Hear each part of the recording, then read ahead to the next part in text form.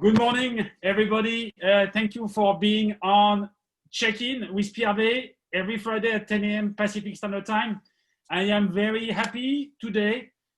First of all, it's been 2 weeks since we didn't have any check-in.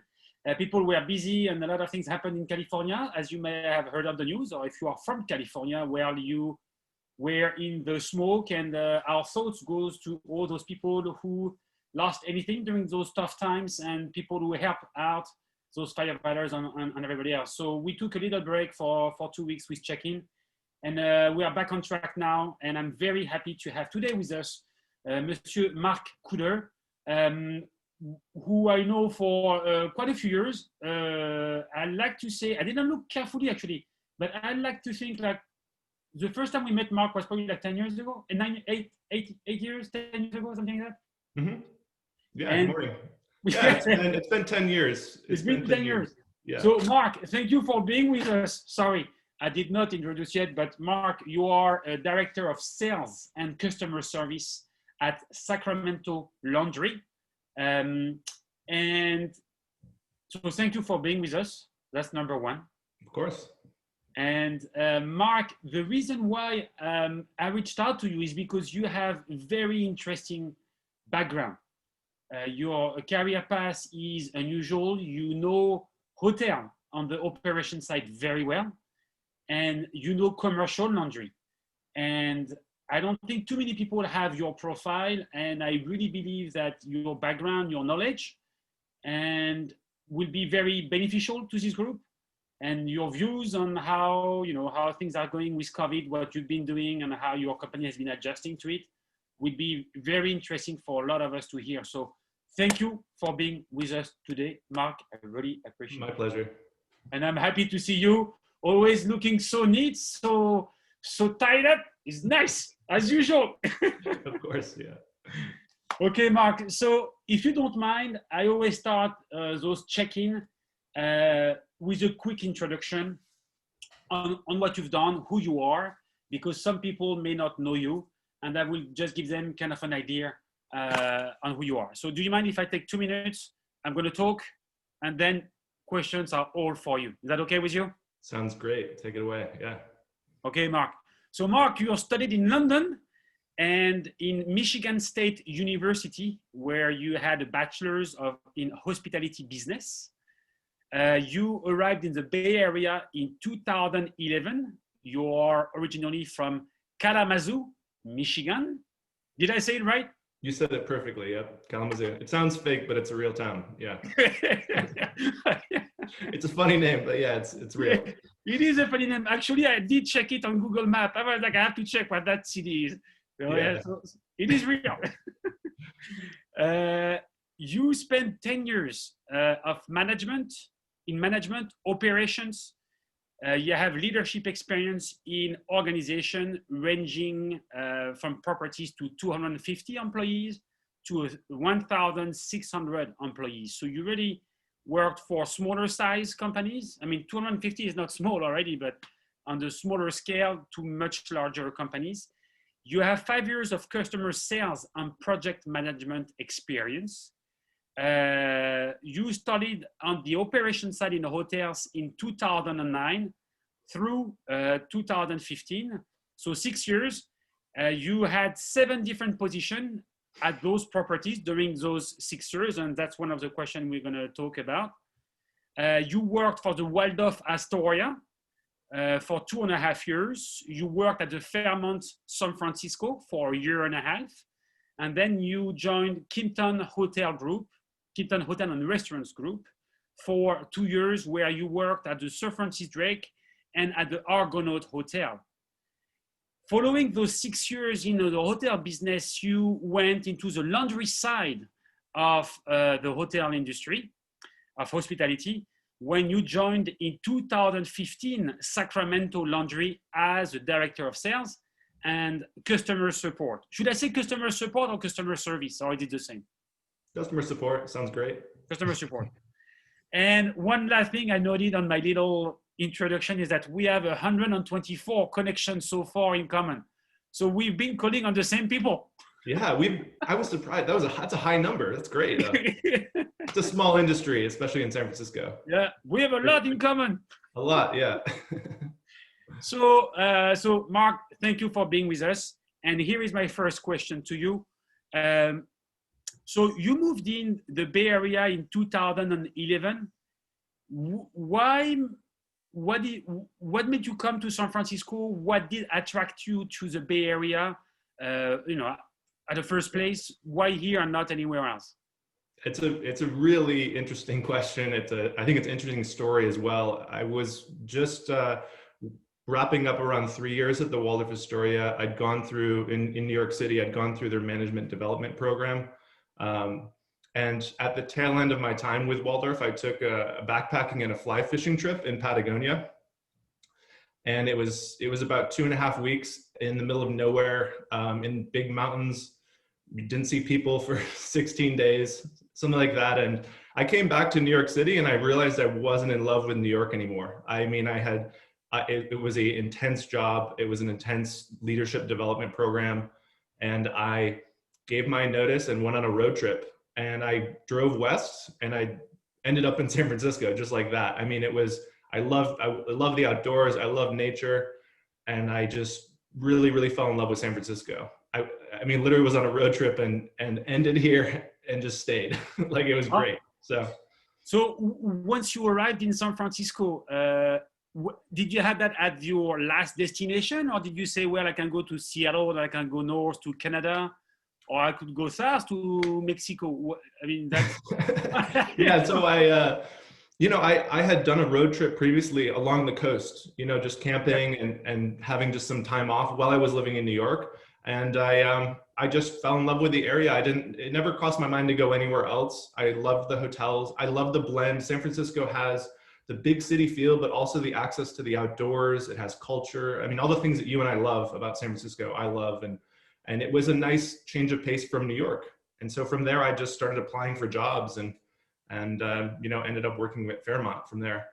Yeah, because one of your main passion, or your biggest passion is outdoor, right? Hiking, right, seems to be your thing. I mean, I wasn't finding the work-life balance in New York. I was working really long weeks, really long days. It was very challenging, very fun, like a roller coaster. But at some point, you got to get off the roller coaster. It's not for everyone. I loved my time in Waldorf and valued it. I learned a lot. I mean, it was very formative in shaping my career and my outlook. But I moved to San Francisco, and within 2 weeks, I met my now wife. It just things came together. It was pretty magical. Just love the city. And by the way, congratulations. Thank you. You're recently a new father. I am, yeah. For the first time, so congratulations. We had the baby. We have a beautiful daughter, Amelia. Happened during the pandemic. She was born in April, and it's been a blessing in disguise, if you will. It's been kind of nice to have all the nice time, quality time, shelter in place time. Being a dad, it's been good. Yeah. A lot of good time together in the house, right? Yeah, really, it's been great. Yeah. So before you joined the Waldorf Astoria, you did study in hospitality business. Could you tell us what guided you to study to have a bachelor in hospitality business? How did you get that? How early did you feel the need to reach out to that industry? How did it come to you? What made you go to that field more than something else? That's a really good question. It's an interesting question. I think it's a big interview question too, a lot of times, because hospitality is tough. It's a tough business. You need that passion. I've seen some of your other interviews. That word is used and thrown around a lot. You need the passion because it's tough, because you work long hours, you deal with guests that aren't always happy. It's extremely challenging. And so when I was in high school, honest answer, I would watch, watching movies. I'd watch the movie like Casino or Ocean's 11, and it always seemed very flashy and exciting. And you could travel the world and work in hotels. And then in my senior year of high school, there was a class where you took the class in the hotel. And so I took that class, and from there, it was kind of a work study class where you're in the hotel learning the basics of the industry, the travel industry as a whole.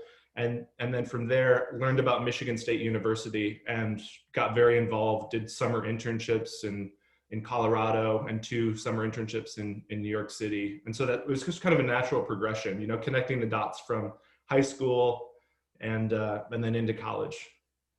And I mean, as a first company that you reached out to was, I mean, it's a nice one, right? To start with Waldorf Astoria, it's a very good start in any careers, I mean, in any position. Yeah, it was amazing. Yeah, go ahead, sorry. No, how was the brand? How was the experience? Because they have a very strong promise, right, to their guests. Their guest promise, their marketing promise as a brand, their brand promise is very strong. How did you do with it? How did you enjoy it? Yeah, I think it starts with that progression of, you know, high school to college. In college, I was very involved. You could put on events within the hotel school. There were a lot of clubs and extracurricular activities that were hospitality focused. And just that engagement, you know, the top company to work for was Waldorf Astoria. They had the most renowned management development program, the most intense training options, if you will. And I just kind of fell like in a trance for it. You really wanted to do that. I honestly didn't think I had a shot. I mean, I remember getting the call, getting the job offer in my dorm in college and just jumping up and down and being so excited.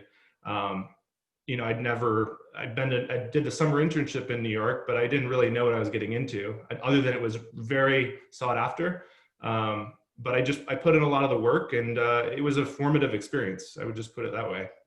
Very well. Very, very intense. Yeah, very intense, right?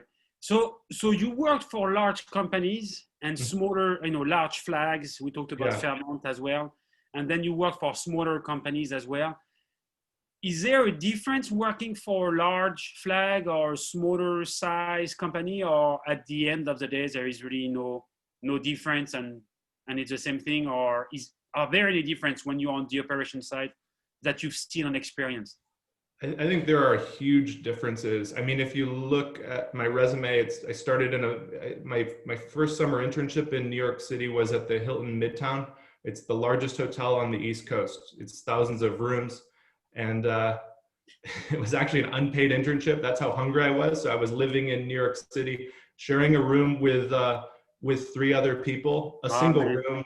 Well, bravo! That's amazing. Yeah. I mean, you know, I'm really fascinated, not to go off topic, but, you know, if you look at famous French chefs or chefs that are really hungry, Marco Pierre White or Gordon Ramsay, I was enamored with that approach of perfection at that age, at that time in my career. And if you look at them, they went around and knocked on the best like kitchens and restaurant operations in the world, and they offered to work for free. And so in my mind, just reading about them in college, I wanted to do that. And so I took the unpaid internship at Hilton, New York. And I would, to your question though, a large hotel is like its own world. I mean, a 2,000 room property, the benefits of that, you're getting exposed to different leaders, different management styles. You are I was a very small fish in a really big pond, but you don't have to, you know, necessarily transfer to another hotel to learn about something. You can rotate around different departments. You know, you're not able to influence change. That'd be it's harder to, you know, it's a big machine. And with the smaller properties, you know, one thing I loved about those properties is the guest interaction. You can influence change. If you want to launch a program or an initiative for guests or for your team, you can do that very easily. It's just a totally different approach. Did you have a preference in style? Did one style of property match you better or not really, or you enjoyed both, or is there a fit? I'm sorry to ask you, is this very too personal?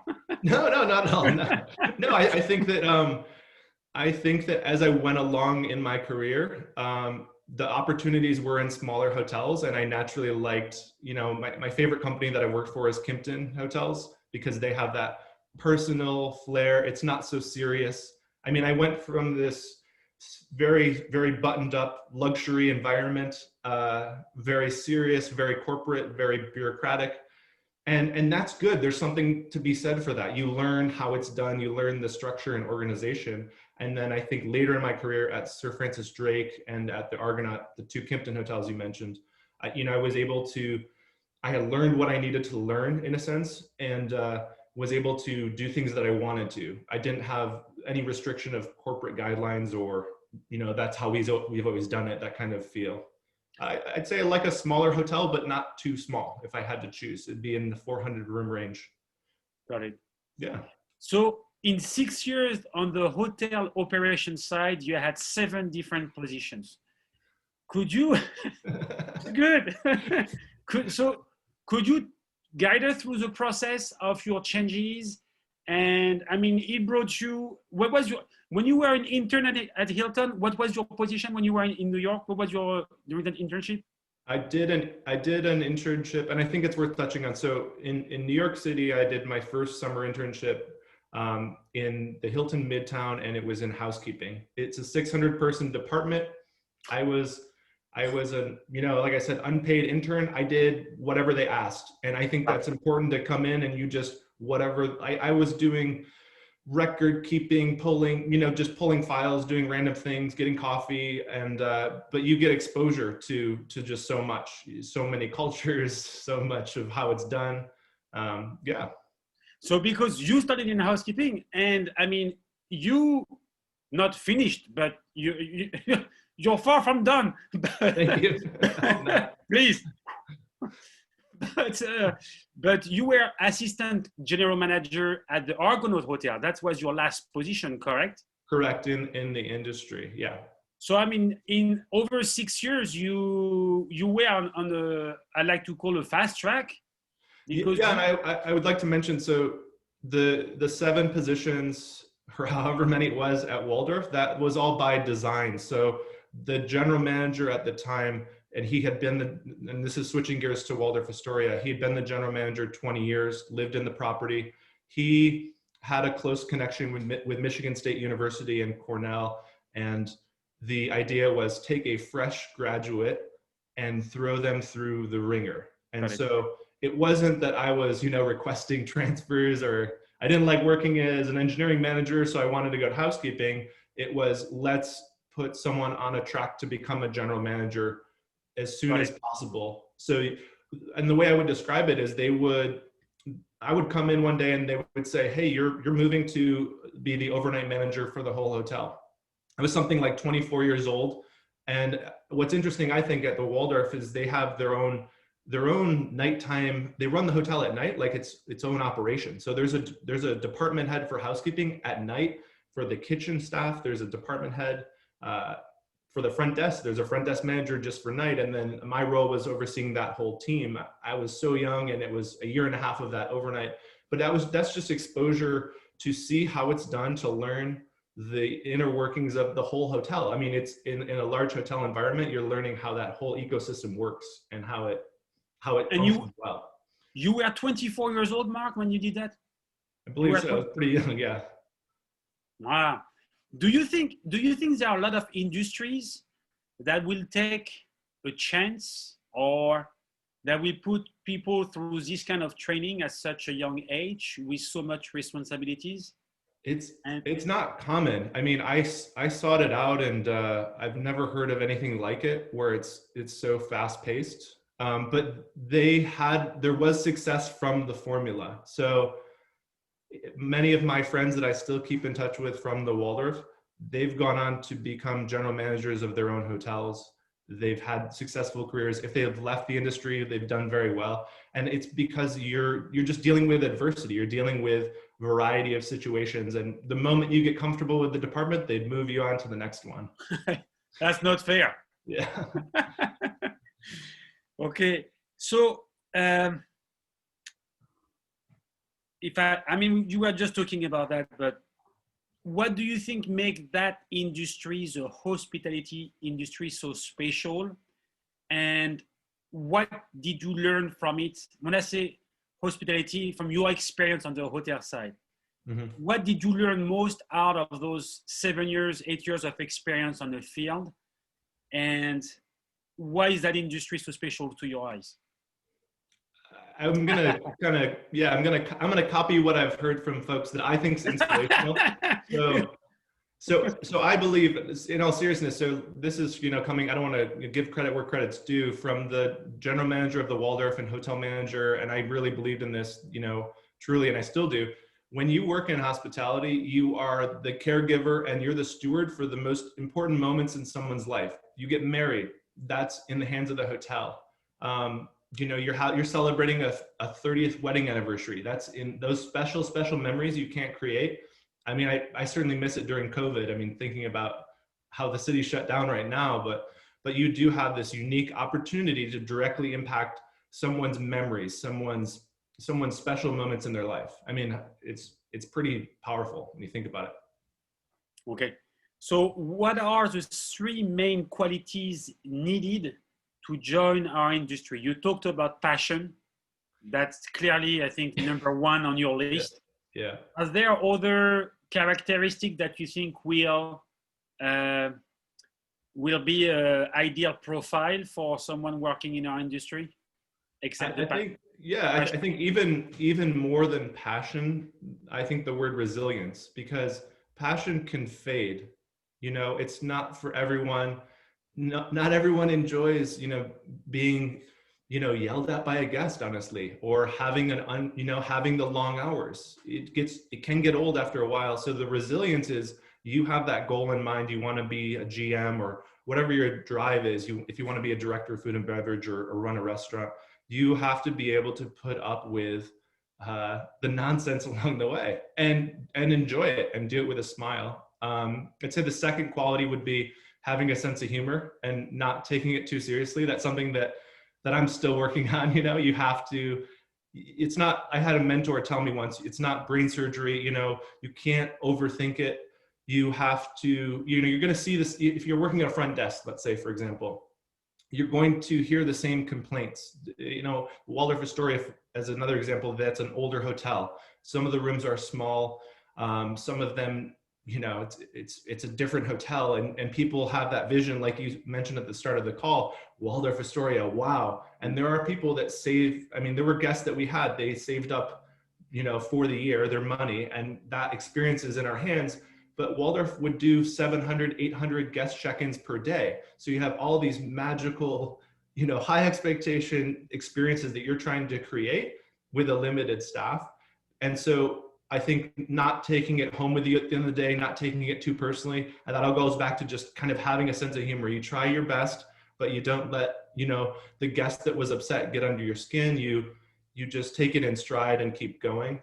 And I think, that's how I feel about it. What are your most proud, your biggest success you had during your 6-7 years on the hotel operations side? Is there something that really stick to you as far as, I achieved this and I'm very happy about that? Is there something that stands out among I think my time at the Sir Francis Drake, and I'll give you a little bit of background. So I was working for Fairmont. I had spent time with, Jess Cruz in the housekeeping department. Hello, Jess. Yeah, Jess. We miss you, Jess. Yeah, he's in Hawaii now, living the life. Good for him. I learned a lot, not to, derail your question too much, but I learned a lot from Jess about, if you take it, Waldorf was strict, structured perfection. Fairmont was Jess Cruz teaching me, essentially, you need to lighten up, you need to have fun, you need to care for your team. I think Fairmont really, as a hotel company, does a great job, at least during my time, of the focus is employee care. And not that Waldorf didn't have that, but there was just so much going on that you get distracted. And then transitioning to Kimpton and Drake, it was really letting myself run with it. The department at I was the director of housekeeping at the Sir Francis Drake, and during my time there was, or when I arrived there was no director for 6 months. The assistant director of the department, honestly, she just wasn't enjoying it. And the team was just out of resources and just sad. It wasn't looking good. And so I was able to come in, and I had a great general manager at the time that just let me do what I wanted. So in your mind kind of thinking of, I came from Waldorf where it was like, this is how it's done, to just kind of this free reign of this is what you can do. And so I was able to come into the department, and it was, I mean, a lot of things at first, I was like a kid in a candy store, just whatever I wanted to change, I would change it. And that for me was very satisfying to be able to come in and, buy the team the supplies and tools they needed to do the job. And just, I didn't have to report to anyone or ask permission. I would just do it. And then just developing, team bonding experiences. I mean, it sounds maybe a little wishy-washy, but for me, it was powerful. I mean, one memory that I was going to mention before, I was thinking about this call today, Jess Cruz put on, my proudest accomplishment, it may sound silly, but Jess Cruz put on this fashion show for the housekeepers at the Fairmont. So they would dress up in costumes and they would walk a catwalk, and it was part of Housekeeping Appreciation Week. And so I just kind of copied that idea, and I did it at the Sir Francis Drake during the Housekeeping Week. And in my mind, that's ingrained as a memory that was really important, because we had a housekeeper from the Philippines. She wore her traditional wedding dress from 20 years ago. We had team members dressing up and having fun. And housekeeping, and like I've mentioned a couple of times, hotel management and working in a hotel is tough work. So I'm proud of that, to be able to help them celebrate a memory, a good time, and just have fun. And it kind of goes in the theme of just lightening up and having fun and blowing off steam, because, that's the best part of life, just have a good time. I believe Ritz-Carlton, I believe one of their brand promise for internally is, or their big thing is, take care of your people, they will take care of your guests. Yes, that's I believe it's part of their credo. I've never worked for Ritz. I've read the book about the Ritz-Carlton, and they're another great example of a company that is very focused on the employee being cared for, and it translates to the guest. And I was thinking about it today, actually, looking at companies and how they're different or how they're alike. Ritz doesn't allow employees to interact with a guest until they've had 2 weeks of proper training, and there's just all these interesting things they do before you're sent out into the world of guests. It's very tightly controlled, but it's for good reason. They're supporting your success as a company. You have experience on the hotel side, obviously on the operation side. Mm-hmm. If you were to go to a property you never stepped in before, a property you never walked in before, how long will it take you think, to be able to judge or to have an idea of the level of positive energy, of engagement from the employees, mm-hmm. on where you are, where you stand, and just feeling the property on being like, well, oh, this property is awesome. Those people looks great. All right. Sometimes you feel energized by the property, and sometimes you're like, so how long do you think it takes you to be able, because you're going to a lot of hotels right now, you're mm-hmm. calling on properties. Is that an expertise you have, because you can tell looking at the front desk how they interact in 5 seconds and how they do what's going on? Do you have that kind of thing that comes to you? Yeah, you do have a lens for it. You do, after years, and it took me a couple of years. There's the physical level of the hotel, right? So and the majority of my time in hotels was in housekeeping. So you look, and it was the thing that they trained into us at Waldorf. You're looking around the room and you're looking for the light bulbs are out, or is the floor polished, or you look for areas where there's dust. And that's faded a little bit, because honestly, when I go and travel, I don't want to think about those things. But when I was still in the industry, I'd go to hotels and you almost can't enjoy it. It's like being an amazing chef and having a mediocre meal, right? Not as good. And I try to allow myself to enjoy when I go to a hotel. But in terms of the personal side of it, you just can't fake it. You see, I think a lot about Kimpton does a great job of it. Their team is having fun. They're doing wine hour. It's just people being genuinely happy. And for me, my preference would be, name usage is great, but getting to know the guest and having a natural, you can tell in some hotels when you check in, if they're like, here's your key, have a good stay, and they don't tell you anything about the hotel. I think, another important thing is just asking someone, how are you? How are you doing? How's your day going? You can tell if they're following a script or if it's coming from the heart. And people in the industry, you can see that, and just something you develop. I think so too. I'd never worked on your side of the business, but I have a tendency when I walk in a property by the lobby, I'm like, I look around, I'm like, okay, I think I know where I stand very quickly, right? It takes years to. Yeah. You come into a room with a lot of energy, so that's a good thing. Hey, let me ask you this, Marc. When you go to a friend's house, are you checking everything? No, not at all. Like, No. I don't know where you are right now, but it looks very clean to me.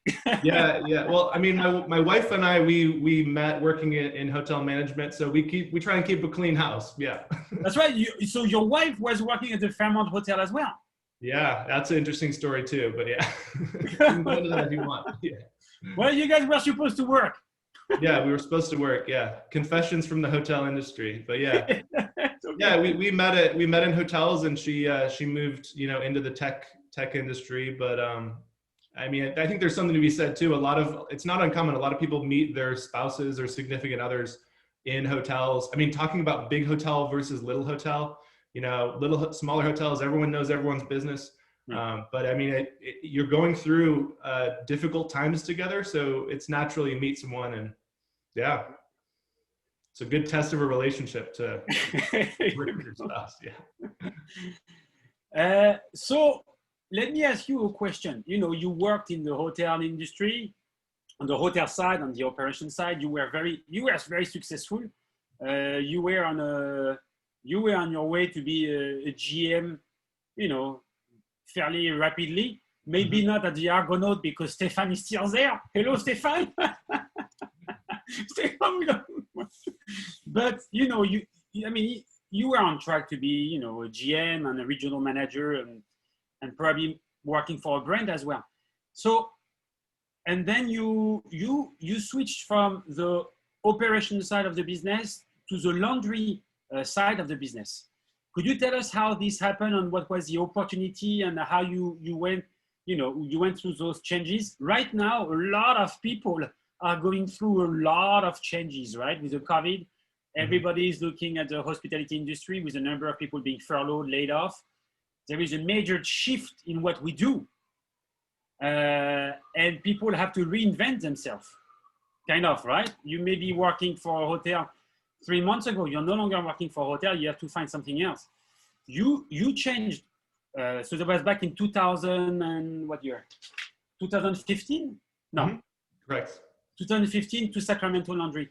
Could you tell us how that switch happened and why you decided to go to the laundry business, which is a very, very important part of a hotel, as we all know, because I think it's an industry that puts you under a lot of pressure, right? Right. I mean, the story goes, I was at the Argonaut, and I think I just had reached a point in my career where I wasn't enjoying, I just wasn't enjoying it, frankly. And I was loving San Francisco, and it just changed, and I, wasn't feeling it anymore. As simple as that. And in the company, Sacramento Laundry, where I am now, I was very close with them. There's a husband and wife that started the company, and they were always a favorite vendor of mine because they were fun and just they cared. And it was this American dream story. They had started this company from small coin-operated laundries, and they had grown it to a massive industrial laundry. And I had made kind of a half joke to them of, hey, I'm thinking of leaving hotels. And Keith, my now boss, said, you should come work for us. And I said, well, let's get lunch. And so we got lunch the next week after that conversation. It just kind of naturally happened from there. And I do love what I do. It's a small business feel. And like I alluded to earlier, I love having that creative freedom to do what I want. I mean, it's not all perfect in the sense of, with a small business, you have to roll your sleeves up and do everything whenever it's required. But it just kind of naturally happened, and it's a good fit. It's a better work-life balance. Hotels, they're grueling. Yeah, I mean, especially when you have a family, right? If you have, young children, it can make it challenging. It takes a So certain type of person, I mean, to really to persevere in the industry, and could, more respect to them. could you tell us a bit more about Sacramento Laundry? I mean, they are a family business, and what do they do? What area do they cover in the Bay Area? What is their specialty? Could you tell Right. us a bit more about Sacramento? So Sacramento has been in operation for about 10 years. And like I said, they started as, Keith and Julia, husband and wife team. They had a coin operated laundry. And I love this story. Keith tells it a lot, to clients when they tour our facility. But they had a coin operated laundry. And one day, about 10 years ago, the general manager of the Hyatt in Sacramento calls Keith and says, I had my laundry vendor go out of business. He just went into Yellow Pages or just went on Google and searched for laundries in Sacramento. And he said, Keith, can you come over? Can you pick up our laundry? It's at another laundry plant. And can you start doing our laundry? But again, Sacramento at that time was just coin operated laundry. So like on a corner of a street, you'd go and like where you would go in your neighborhood to do laundry.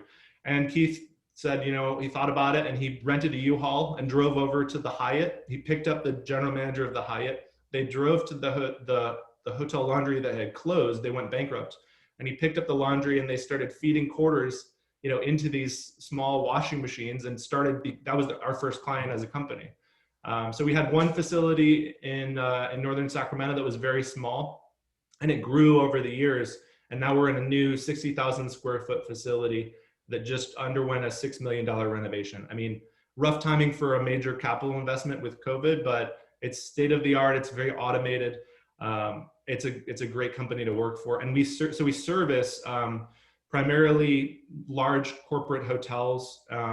So we're based in Sacramento, but we service Lake Tahoe, San Francisco, Burlingame, the South Bay, Cupertino, and San Francisco, of course.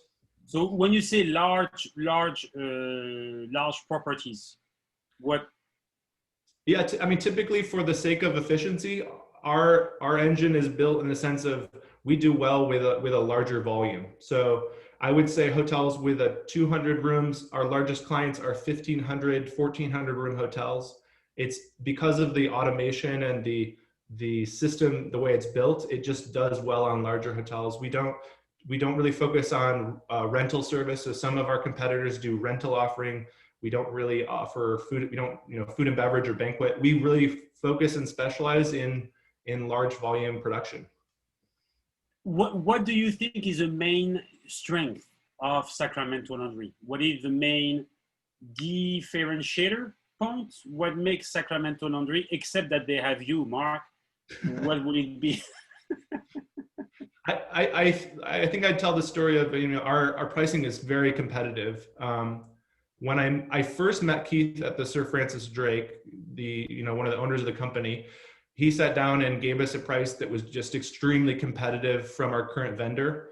And so I was skeptical at first. I mean, it's a conversation I had, this week with a potential client. The concern is you're so far away in Sacramento. How do you do this? And the GM that I was working with at the Drake, I said, I found this vendor, but they're in Sacramento. It's so far away. And he said, when I was in San Diego, we got our laundry from LA. I mean, it's just you just ship the laundry and it works. And if you have a system built out and planning's there, it works out well. So I'd say our strength is competitive pricing and a very newly renovated facility that can handle large volumes. So we do, in good times, let's say, in last summer in January, pre-COVID, we were averaging 120,000 pounds of laundry per day, easily. It's just a lot of volume, and so there's a benefit for that kind of precision. I mean, the equipment, for those watching, and if you've not toured a laundry facility, I think it's very interesting because I think of like a Tesla like factory where there's robotics, and that's what, if you're watching, you should kind of envision. It's less human element, but the technology allows almost perfection in terms of the wash result. Everything is very controlled and dialed in. Does your experience that you have with hotels helps you with your current position? Because you spent some time in housekeeping, right? So do you think the past experience you had helps you with your current situation on how to approach a property, or not really? Or I would say definitely yes. It is a huge advantage. I think the word empathy comes to mind. You know, if a client needs something, a housekeeping director calls me, I feel their pain if we've done something that's inconveniencing them, so I can relate to that, and I know you know how urgent that is. And so I think that's something that Keith and Julia appreciate about working with me. I'll come in and I'll be able to tell the team what needs to be done, what's important, what to prioritize. I mean, it's as simple as you have a large checkout typically on a Sunday, everyone checks out. So we need to work to make sure deliveries are on time. We need to, you know, just having the sensitivity to what they're going through. I mean, it's human connection, right? Being able to relate to your client and know what they're going through is pretty powerful. It's a good advantage. you know, when I think about the industry, when I think about, you know, what kind of services or hotels go through, and what they order from suppliers and providers outside of the hotel, I always say that there are two products that are very sensitive in a hotel. Amenities is one. You need shampoo, you need bar soaps. If your distributor doesn't show up with your bar soaps, your shampoo, that's a problem. And especially if it's branded, that's one more problem, right? And then the second thing I always think about is you guys, because, you know, Standard Textile sells sheets, you know, as other suppliers, but you know, you can wait for your sheets, you know, a week or 2 weeks more. That's not going to change the world. They cannot wait for you. They need their sheets back. They need their towels back. And you cannot tell them, well, it was supposed to be today. You have to wait 2 more days. Like, well, I don't have any more power. And that's where you and I think, and I mean, both sides of our industry struggles is to educate hotels as far as keeping the right par in a hotel, making sure they have enough on the shelf to not be in a situation where they find themselves with not being able to have a bed set up or a bathroom with enough towels, right? Is that something that, and I'm saying that because I'm thinking of your industry as a stressful industry, because you have very minimal margin for errors. We have margins for errors. Now our pillows can wait, you know, 3 or 4 days, or it's not going to change the hotel, except if it's a opening, or, you know, if there is a deadline to it. But you, in your case, you need to deliver every day. Right. I mean, it's a good point. It's essential. We work very hard to remain on time within, you know, the 2-hour delivery window. And there's, you know, it's something that is essential for a hotel. You can't sell the room if you don't have the sheets. The par level, obviously crucial too. So par, you know, is the number of sheets per available rooms that you have, and you need to have backup supply. You want to have all these things in place so that you're not really waiting at the loading dock for the linen to arrive. But it is essential. You can't sell the room without the linen. And you also need, I think there's something to be said for having new linen injected on a regular basis, because linen doesn't last forever. So it is essential. I mean, we're thankful with the systems that we have. We haven't had those kind of major delays or you know, breakdowns. We work actively to avoid it. We give ourselves extra time on the delivery. So we'll leave very early. Like, you know, Lake Tahoe comes to mind for that. In the wintertime, we'll leave 6 hours before a winter storm comes, 6 hours ahead of the normal departure time. And that happens all behind the scenes. We don't want the client to have to think about it. The client just wants their product delivered right on time. They don't want, you know, sour milk. You know, it's no good to them if the linen shows up at 3 o'clock when the guest is checking in. And you guys naturally are open Monday through Sundays. There is no days off. There is no, I mean, you guys are. Right. Yeah. It's 7 days a week, every day of the year. We've been lucky to remain open through COVID, and we've, you know, adjusted our focus with that as well. But yeah. Talking about COVID, you know, most of my customers are in San Francisco. So as many people may know, most of the largest properties, or most of the properties, were closed since mid-March, and the city just announced that for leisure travelers, the city is reopening. So just now, I mean, like now. Mm-hmm. But during that time, San Francisco especially was very hardly hit by those hotel closures, and we lost a lot of business. So since I'm the guy selling sheets, not so much for the last 6 months, and you're the one cleaning it, I'm like, how was your business? And I don't want to go into details too much, but I'm just curious to see how was your business affected, and if you could tell me how you see the situation about San Francisco going and about Northern California after that. So 3 questions. Right. It's a great question, or 3 questions. So I guess my experience with COVID and our company's experience. So if we go back to March, I put it this way: we receive information on how the hotels are doing, and so we'll see a large hotel, and it's worth mentioning. San Francisco in pre-COVID times, one of the strongest hotel markets in the country. Most hotels were selling out every night of the week. They had amazingly high rates. They were improving on rate year over year consistently. We were on this extreme, upward trend. And so I'll never forget seeing the numbers drop down, seeing hotels, and without naming names, very large hotels drop down to 50% occupancy when the borders started to close. There was travel restrictions.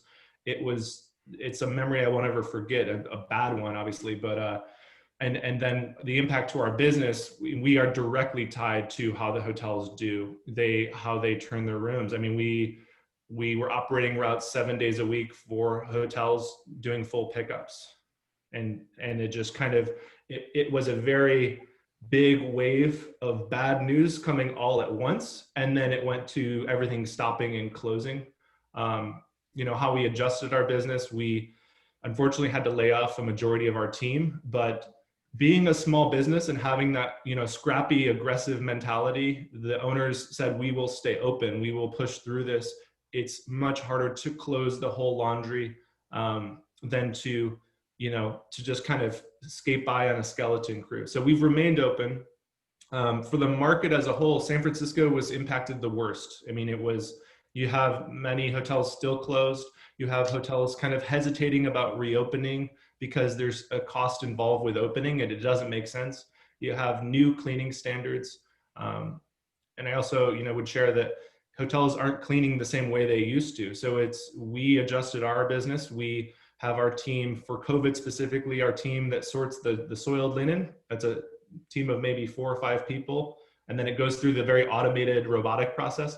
That team is wearing full surgical gowns with gloves and masks. They're trained, they're checked on a daily basis for symptoms, so we want to care for our employees, obviously, and they're touching soiled linen. So we take every precaution possible, and then but we're again operating on a very limited crew, but making it work. And then we're hopeful that there's a rebound, in the future. It's going to be a very slow build up for San Francisco. But I think also what's interesting with our business model is you see markets like Lake Tahoe and casino hotels that it's human nature. So we've all been, most of us cooped up in our homes, shelter in place mode, and people want to get out. They want to go to Lake Tahoe. So Lake Tahoe is sold out. Casino hotels are doing very well. So that was an interesting balance for me to go through of you have most of the hotels closed and then others needing daily delivery. And so managing that was interesting. I was spending quite some time in Napa and Sonoma Valley as business was coming back. They were picking up, especially during weekends. During the weekdays, they were at 30, maybe 40%, but weekends, they seem to be much more busier because people from San Francisco or the South Bay were going to Napa, Sonoma to spend the weekend. Yeah. Well, with the fire we had, I was like, are you kidding me?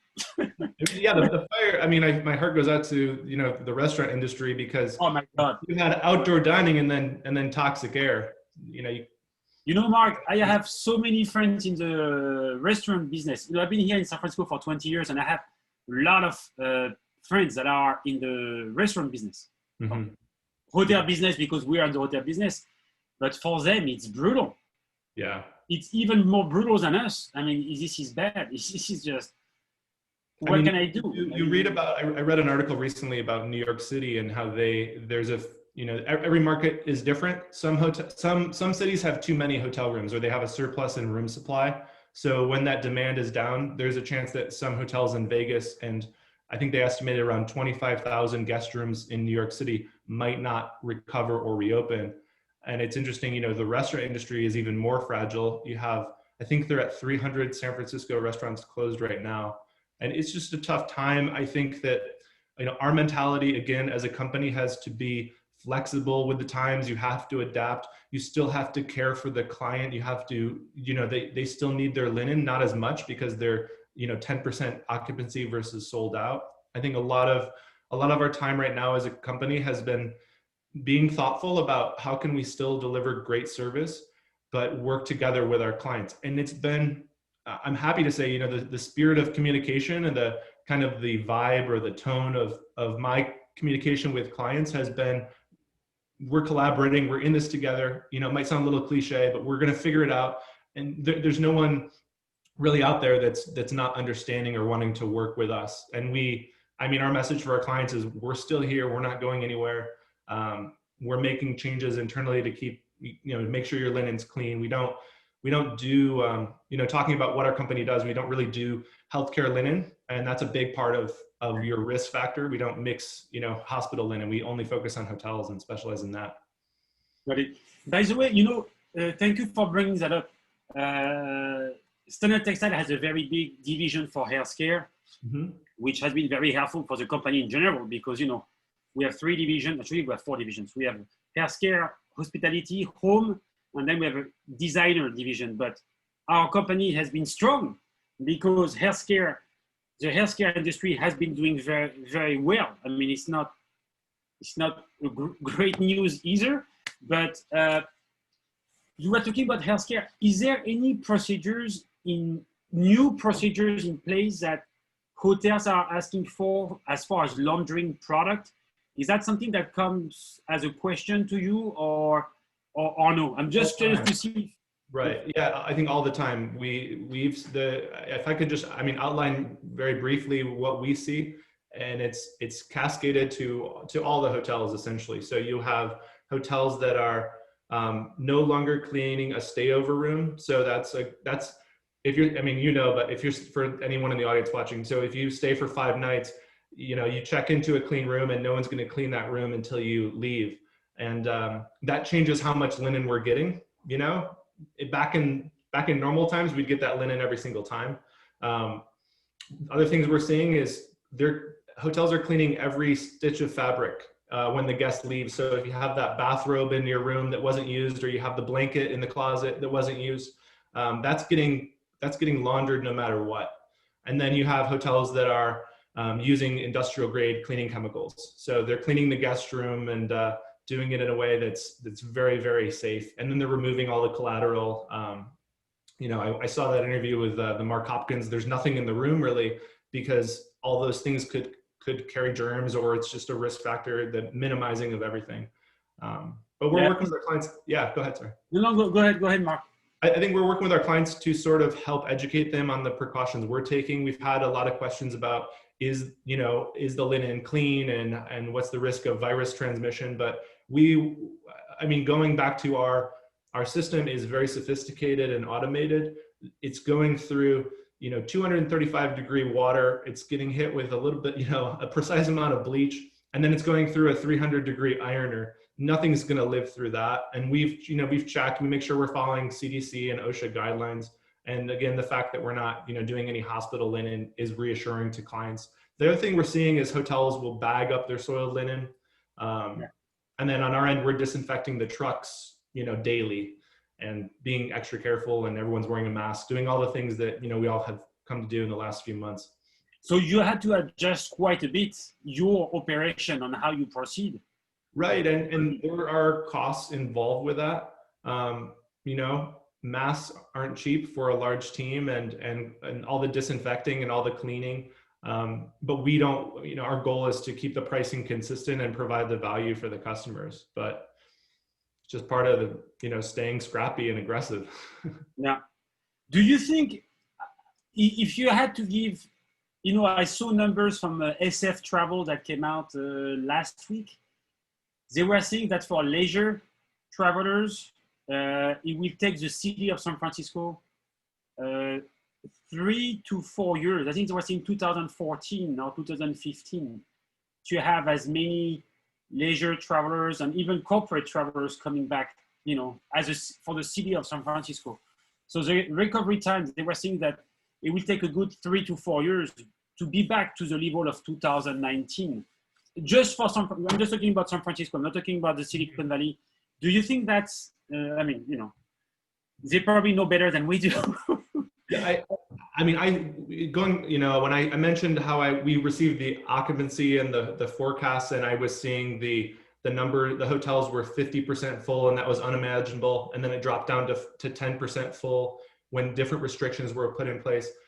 I think it's fairly common knowledge, and you think of it on a natural level. So San Francisco, in the winter's coming up right now, and you have big conventions, that I think will be the last piece of business to come back. And leisure travel, you need things to do.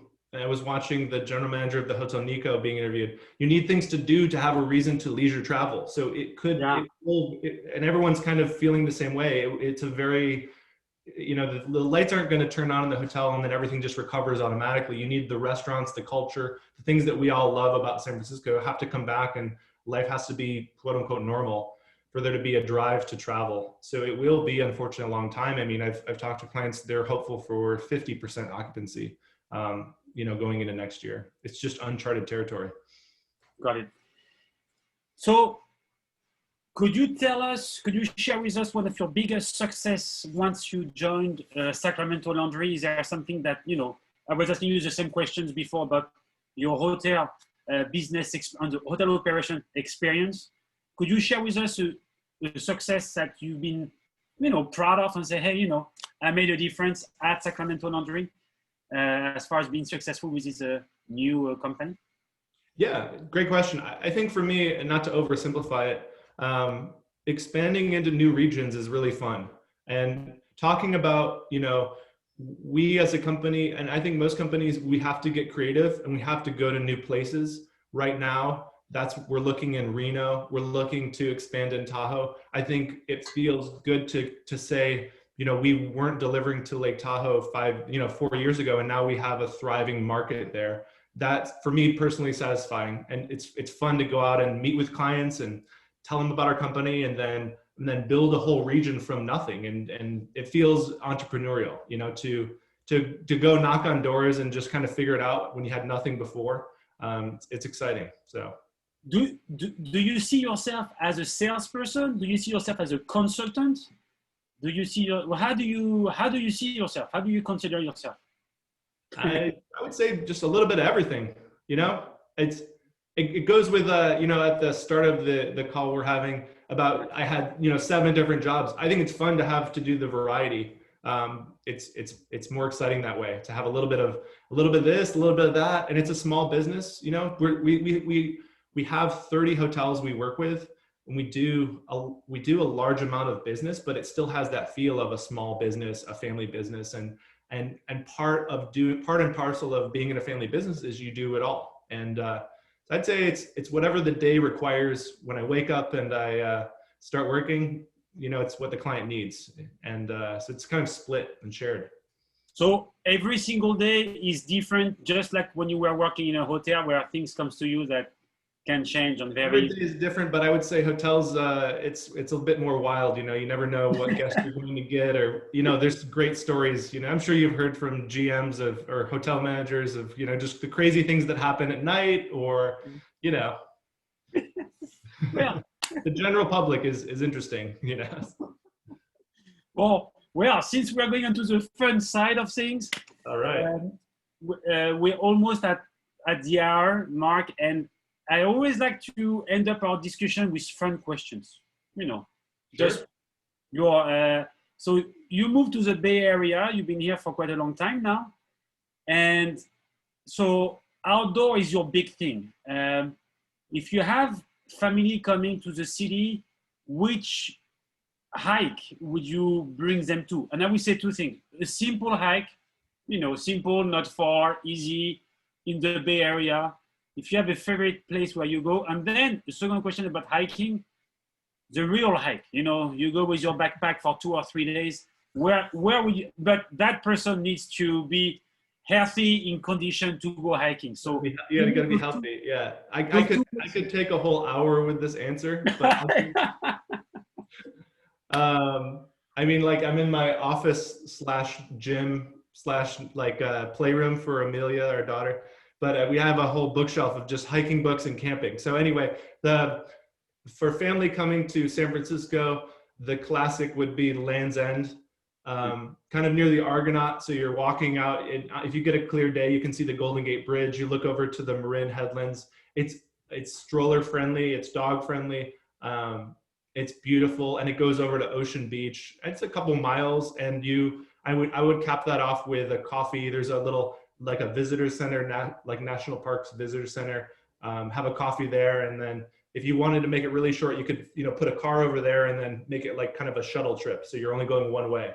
For the difficult, challenging hike, I would say Half Dome. I mean, it's a classic. Half Dome in Yosemite. I'm surrounded by photos of Half Dome and Yosemite in this office, but Half Dome would be one. It's hard to get the permits. I've hiked it 2 or 3 times, and it's one of those things. I mean, you see people on it, they are waiting their whole year to do it, or they're traveling from Switzerland or France or it's, anywhere around the world just to do Half Dome. It's iconic. And then if you can't do Half Dome and you can't get a permit, I think the bonus answer would be Upper Yosemite Falls. That's super challenging. It's about 3,000 feet of climbing up switchbacks on the trail, and beautiful views. But yeah. How long does it take to do the Yosemite Falls? That's a loaded question. It depends on how healthy you are. That's true. I would say, I think they estimate it's about 6 or 7 hours for Upper Yosemite Falls, but you can do just up to Lower Yosemite Falls. You could do like a lower version of it, basically. Got it. And you don't need a permit for that? No permit for that. And fun fact for you, it's the oldest trail in North America. So it's one of the first in the country. Wow, good to know. Well, I think I'm going to go there. And I think I'm going to lose their health. Yeah. As far as restaurants, the Bay Area Northern California is big in food. Just FYI, San Francisco has more Michelin stars than New York, which we have to be proud of. Good stuff. Or used to, because now I don't know which one has closed or still open, but used to, just pre-COVID. Is there, same thing, if you have family coming to town, what's your favorite spot as far as food? And it can be very simple, doesn't have to be extravagant. But if you look at San Francisco and let's say Napa, Sonoma, where would you bring your family, your friends? For San Francisco, so I used to live in Potrero Hill, and near Potrero Hill is the Mission, and it would be Flour and Water. Have you heard of that one? Yes. Yeah. So that's my wife and I. That's our favorite spot. I mean, it's very authentic Italian pasta. If I had family, and I've brought my family there a couple of times, it's very hard to get a reservation, but they try and keep it neighborhood friendly and local. So you show up, you can have a glass of wine, and you can wait, and they keep a certain number of tables open for walk-in business, which is really nice. It's just super authentic. The last pre-COVID, the last 2 trips that my wife and I took were to Italy. We went to Italy. We loved all the pasta so much. She has family over there. We were flying home from Italy, and I said, where do you want to go next year for our annual trip? And she goes, we're coming back to Italy. So we went twice. But for Sonoma, Napa, it'd be the Girl and the Fig. Oh yes, cute in Sonoma. That's a good one. It's nice. And then my wife used to work at the Fairmont Sonoma, so I would say their Michelin star restaurant there. I'm like, the name escapes me right now, but Fairmont Sonoma is great too. Got it. As far as places to visit in the Bay Area, obviously, the Golden Gate Bridge is a must. I mean, when you come to San Francisco, you have to go to the Golden Gate Bridge. When you go to Paris, you have to see the Eiffel Tower. But except the Golden Gate Bridge, what other place you think in Northern California has to be seen by visitors? What's your favorite outdoor place to go, except national parks? You're making the question harder. I mean, all of the parks are great. I would say, I think a trip, I think the northern coast doesn't get enough attention. I think going on a long drive up to Eureka or Petaluma or Bodega Bay, even close to the Bay Area, I think it's beautiful. I mean, Big Sur is amazing too. That's a bit more crowded, and a little overpriced, if I'm honest. But I like the rustic, the fog rolling in and the ocean, and I like the natural side of the state. It's great. So you are in San Francisco right now, but what would be your dream location? Is it where you are today, or do you have in mind somewhere else? Hawaii, something like this. Do you have a dream location somewhere you'd like to live in one day? Not now, but that's 10, 15, 20 years from now. Is there a place you were talking about Patagonia? You seem to love Patagonia, Argentina. Is there a place you have in mind like this? I think a couple places come to mind, maybe for more, later in life or retirement years. But I would say Bend, Oregon. I mean, it's amazing. Fly fishing, breweries. We have some family up there. We go there at least once a year. Bend is amazing. But I'm happy in Walnut Creek, but anywhere I can be closer to the mountains. So, I've always wanted to visit Jackson Hole, Wyoming, and the Tetons look beautiful. So, but I think for right now with a new young family and the family that we have here in the Bay Area, it's great. I mean, once we're through this COVID, I can't wait to, get back to, just enjoying everything the Bay Area has to offer. Okay. One last very sensitive question. What is your favorite sports team? I'm the worst person to ask that question. Oh, are you, Mark? That's true. Oh my God. Well, that's okay. No, I mean, a funny story. I had a colleague at Fairmont. You know Megan Casey? Yeah, of course. Yeah. So Megan is a huge sports person, and we went to Michigan State together. Went to the same school, and she would have this thing, and she would hey, I'll give you $50 if you can name who Michigan State is playing today, or what sport is playing today, or what's the big game. I don't know. I mean, I love hockey though. I think if I had to choose, Detroit Red Wings. I'm from Michigan. Yeah, that'd be it. Red Wings hockey. A very soft gentleman sports. Yes, very soft. Yeah. Very well. Mark, it's been an hour. I really want to thank you for the time you gave me today. I really appreciate it. I think a lot of people are going to be, very interested by what you shared with us, your career path, how you chose to do what you did. I can see a lot of students as well, people, wondering about the hospitality industry, what it is and what it takes, that would be interested by what you said. So thank you for sharing with us everything. I think it was very nice. And I always enjoy talking to you, you know that. My pleasure. Yeah. I miss having coffee. We used to go, soon. Well, it's reopening, and now we can go out. The air quality is okay, so I think today you can see the blue sky. It's amazing. Yes, I am in my room right now because I have 2 kids and everybody's everywhere, and I'm just facing the outside window, which is blue. And as I was talking to you, I keep on looking outside. And I'm like, dude, we have a blue sky.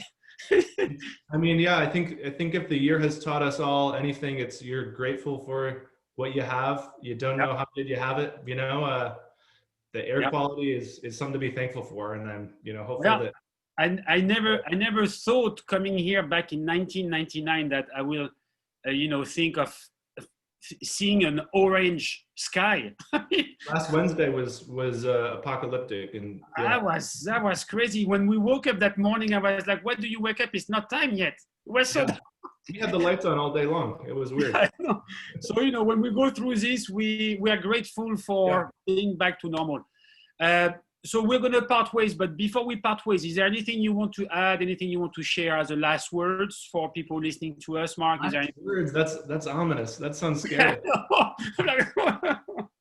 No, I would say that if anything, the year has taught me to be grateful for our clients. I think hotels, are probably those working in hotels are probably deeply grateful for their guests, and I know that most of San Francisco's interested and excited and anticipating welcoming back their guests. And I would say if you're looking for a great laundry vendor, reach out, and we are taking new business. There you go. Well, very good way to end. Yeah. Thank you, Pierre. I appreciate it. It's good catching up. You're welcome. So anyone, this discussion will be posted on LinkedIn at 10 a.m. So that's tomorrow, Friday. But we have as well a YouTube channel called Check-in with Pierre B. And we have all the different discussion we had, and that will be put on as well tomorrow morning. So if you do not see it on LinkedIn, where we have a YouTube channel, and subscribe to the channel, and then you can see what local hospital leaders, just as Marc, will share with you. Thank you again, Marc. Have a good day. Merci. À bientôt. Take care. Ciao, ciao. Ciao, ciao. Arrivederci. Au revoir. Au revoir.